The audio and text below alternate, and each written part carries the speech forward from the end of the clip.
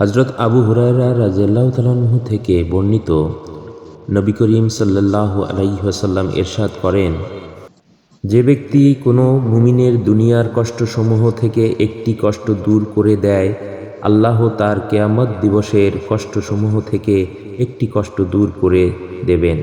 যে ব্যক্তি কোনো অভাবগ্রস্তের অর্থ কষ্ট লাঘব করে, আল্লাহ দুনিয়া ও আখিরাতে তার কষ্ট লাঘব করে দেবেন।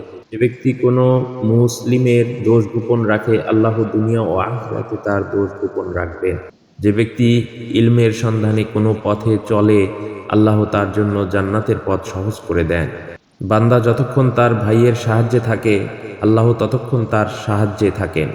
যে লোক সমষ্টি আল্লাহর ঘরসমূহের কোনো এক ঘরে একত্র হয়ে আল্লাহর কিতাব তেলাওয়াত ও তা অধ্যয়ন করে, তাদের উপর সাকিনা নাজিল হয়, রহমত তাদেরকে আচ্ছাদিত করে, ফেরেশতাগণ তাদের ঘিরে রাখেন এবং আল্লাহ তাদের উল্লেখ করেন।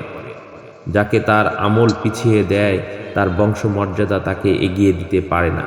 সহিহ মুসলিম 2699। আল্লাহ আমাদের সবাইকে আমল করার তৌফিক দান করুন, আমিন। ভালো লাগলে শেয়ার করুন এবং অন্যদেরকে জানিয়ে দিন। ধন্যবাদ সবাইকে।